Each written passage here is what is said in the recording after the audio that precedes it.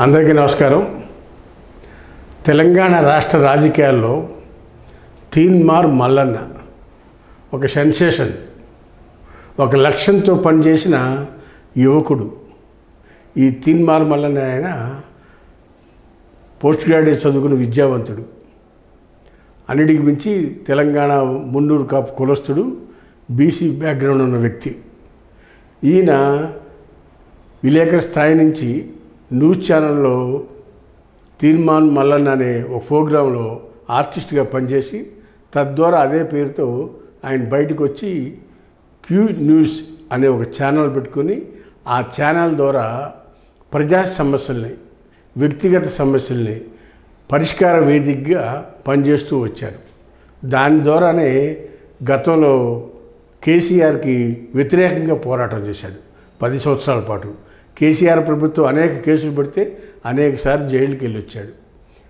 మరీ ముఖ్యంగా నల్గొండ, ఖమ్మం, వరంగల్ జరిగిన గ్రాడ్యుయేట్ ఎలక్షన్స్లో పోటీ చేసి 80,000 పైచిలకు ఓట్లతో ఓడిపోయాడు. పల్లా రాజేశ్వరరెడ్డి మీద ఓడిపోయాడు. గతంలో పల్లా రాజేశ్వరరెడ్డి ఎమ్మెల్యేగా వెళ్ళి ఆయన ఎమ్మెల్సీ స్థానాన్ని వదులుకుంటే ఈయన కాంగ్రెస్ పార్టీలో చేరి గత ఎన్నికలకు ముందే కాంగ్రెస్ పార్టీలో చేరి కాంగ్రెస్ పార్టీ తరఫున మళ్ళా ఎమ్మెల్సీగా పోటీ చేసి ఈ తీన్మార్ మల్లన్న ఆయన చింతపండు నవీన్ కుమార్ గెలవడం జరిగింది. ఇది ఎమ్మెల్సీ గెలిచిన నాటి నుంచి ఆయన అది తన పందా మార్చుకోవాలి. బీసీ ఉద్యమాలు, బీసీ ఐక్యత వేదిక అనే పేరుతో పనిచేస్తూ తెలంగాణలో ఉన్న రెడ్డి కమ్యూనిటీస్ని టార్గెట్ చేసి మాట్లాడటం జరిగింది. తెలంగాణ రెడ్డి ముఖ్యమంత్రి, చివరి ముఖ్యమంత్రి రేవంత్ రెడ్డి అని కూడా మాట్లాడటం జరిగింది. అలా సమస్యాత్మకమైన మాటల ద్వారా తెలంగాణలో కాంగ్రెస్లోని పెద్దలంతా కూడా ఆయన మీద హైకమాండ్కు కంప్లైంట్ చేసి ఇట్లా వ్యక్తిగతంగా టార్గెట్ చేస్తున్నారు కొన్ని కులాలని చెప్పి చేయడంతో ఆయన కాంగ్రెస్ పార్టీ నుంచి సస్పెండ్ చేశారు.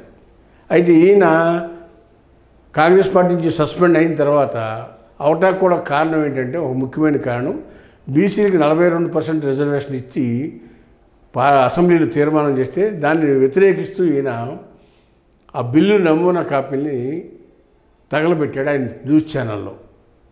అది కానీ లేదా రెడ్డిస్ని ముఖ్యమంత్రిగా ముఖ్యమంత్రి రేవంత్ రెడ్డిని వ్యాఖ్యానం చేయడం కానీ ఏదన్నా కానీ కాంగ్రెస్ పార్టీ హైకమాండ్ ఇతన్ని సస్పెండ్ చేసింది. కౌన్సిల్ సమావేశాల్లో ముఖ్యమంత్రి స్పీచ్కి వ్యతిరేకంగా మాట్లాడటం కోసం ఈయన బీఆర్ఎస్ వాళ్ళని కేటీఆర్ని కలిసి నాకు సపోర్ట్ చేయమని అడిగాడు.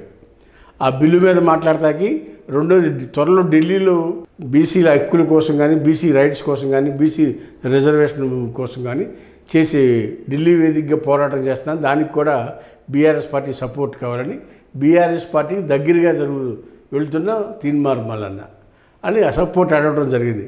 దాని మీద బీఆర్ఎస్ వాళ్ళకి కూడా ఒక వెపన్ కావాలి గవర్నమెంట్ మీద పోరాటం చేస్తాకి, వాళ్ళతో పాటు ఇంకొంతమంది కావాలి. కాబట్టి కౌన్సిల్లో మల్లన్న సహకారం అందిస్తాకి బీఆర్ఎస్ వాళ్ళు సంసిద్ధత వ్యక్తం చేశారు. అయితే ఇప్పుడు బీఆర్ఎస్ సపోర్ట్తో మల్లన్న కౌన్సిల్లో కాంగ్రెస్ పార్టీ మీద పోరాటం చేస్తాకి సిద్ధమవుతున్నాడు. అంతేకాకుండా బీఆర్ఎస్ పార్టీ కూడా దగ్గర అవుతున్నట్టుగా మనకు అందుతున్న సమాచారం. వేచి చూద్దాం, రాబోయే రోజుల్లో మల్లన్న బీఆర్ఎస్తో కలిసి పనిచేసిన ఆశ్చర్యపోసలా.